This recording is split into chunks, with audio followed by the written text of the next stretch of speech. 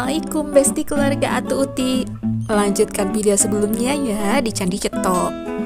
Diinformasikan kembali untuk tiket masuk seharga Rp15.000 untuk turis domestik dan Rp50.000 untuk turis mancanegara.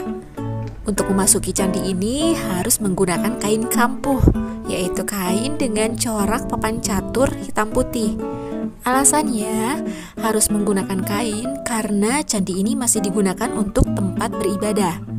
Nah, untuk kain kampuh sendiri sudah disediakan di dekat loket tiket masuk ya. Untuk biaya peminjaman kainnya seikhlasnya saja ya. Candi Ceto berasal dari nama desa tempat candi ini berada. Kalau dalam bahasa Jawa, Ceto itu artinya nampak dengan jelas. Karena dari Candi Ceto ini bisa melihat pemandangan yang begitu indah dan sangat jelas karena berada di atas. Candi Ceto ini pertama kali ditemukan oleh arkeolog Belanda, Van de Vlis, pada tahun 1842. Menurut arkeolog, candi ini didirikan oleh Raja Brawijaya V pada tahun 1397 Saka atau 1475 Masehi. Sebagai tempat pelaksanaan ritual tolak bala atau ruatan. Hal itu terlihat dari tulisan aksara Jawa kuno yang terukir di relief. Candi Ceto ini merupakan candi dengan letak ketinggian ketiga tertinggi di Indonesia, yaitu pada ketinggian 1496 mdpl. Nah, Candi Ceto ini memiliki banyak teras ya. Terdapat 14 teras yang masih berupa reruntuhan batuan dan saat ini tersisa 13 teras yang tersusun dari barat ke timur. Semakin belakang, pola susunannya semakin tinggi dan dianggap paling suci. Setiap halaman teras dihubungkan oleh sejumlah pintu dan jalan setapak. Di sisi timur teras, pengunjung bisa melihat gapura gerbang masuk dan di sana terdapat arca Nyai Kemang Arum. Di teras pertama terdapat bangunan tanpa dinding yang di dalamnya ada susunan batu yang menaruh sesajian dan sepasang arca Nyai Agni. Pada teras kedua terdapat susunan batuan membentuk Garuda terbang. Nah, uniknya di bagian punggung Garuda ini ada susunan batuan yang membentuk kura-kura. Dan di atas kepalanya ada susunan batu berbentuk matahari bersinar, segitiga sama kaki, dan arca Kalacakra atau kelamin laki-laki. Burung Garuda diyakini sebagai kendaraan Wisnu yang melambangkan dunia atas, sedangkan kura-kura menjadi simbol dunia bawah. Sedangkan keberadaan Kalacakra yang membuat Candi Ceto ini disebut Candi Lanang atau lelaki. Masuk ke teras ketiga, ada susunan batu berbentuk segi empat dan di dindingnya terdapat relief dengan tema Kidung Sudamala, bergambar hewan dan manusia.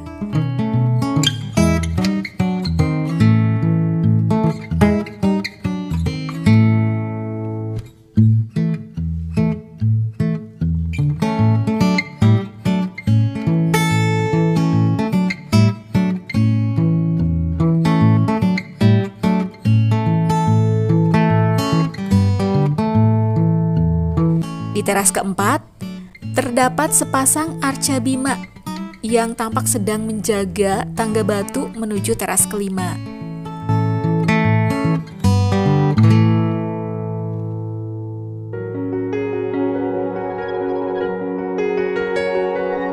Nah, di teras kelima ada sepasang bangunan yang disebut pendapa luar. Di teras keenam, terdapat arca Kalacakra dan sepasang arca Ganesha. Kemudian di teras ketujuh terdapat pendopo dalam. Di teras ke-8 terdapat ruangan untuk bersembahyang. Di teras ke-9 terdapat penyimpanan benda-benda kuno seperti arca Sabda Palon dan Naya Genggong.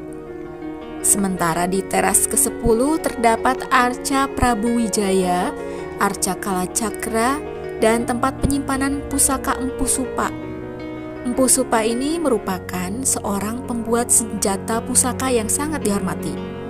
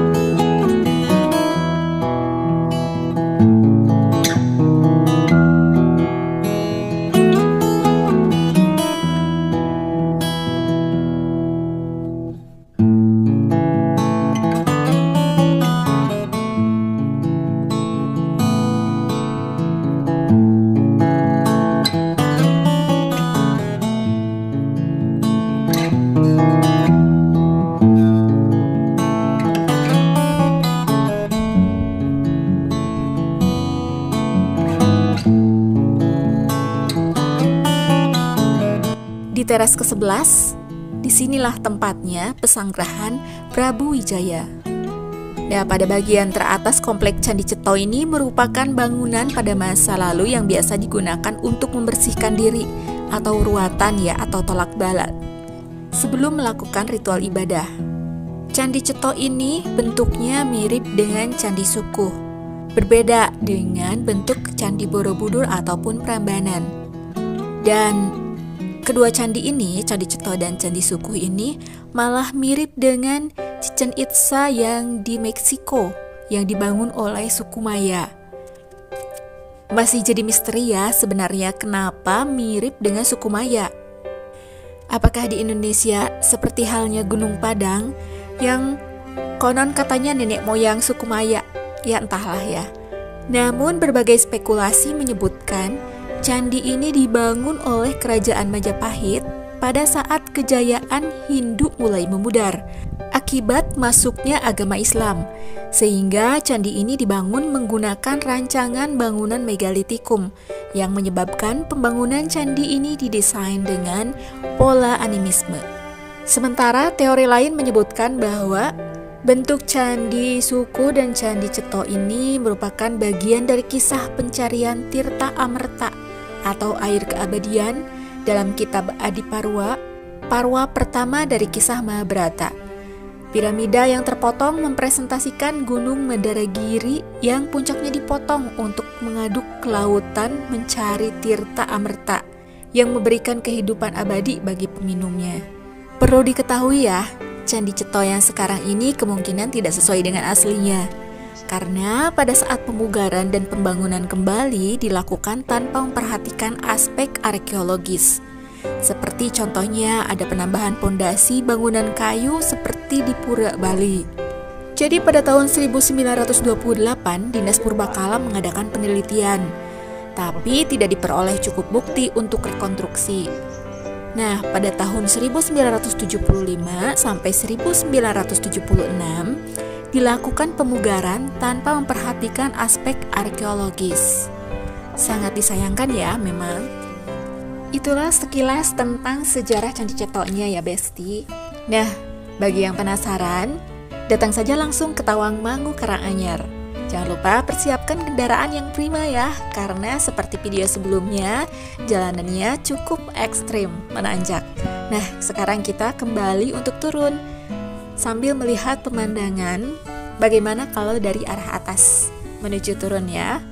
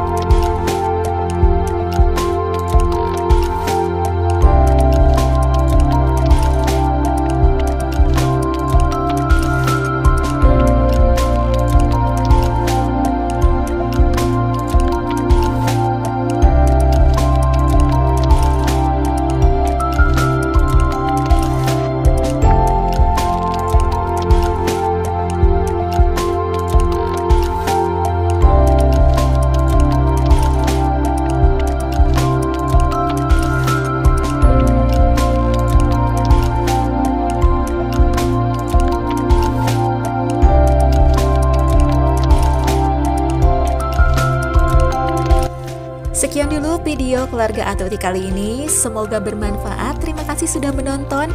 Tonton terus video keluarga Atuti lainnya ya. Dan jangan lupa like, komen, dan subscribe untuk mendukung channel kami ini. Wassalamualaikum. Bye.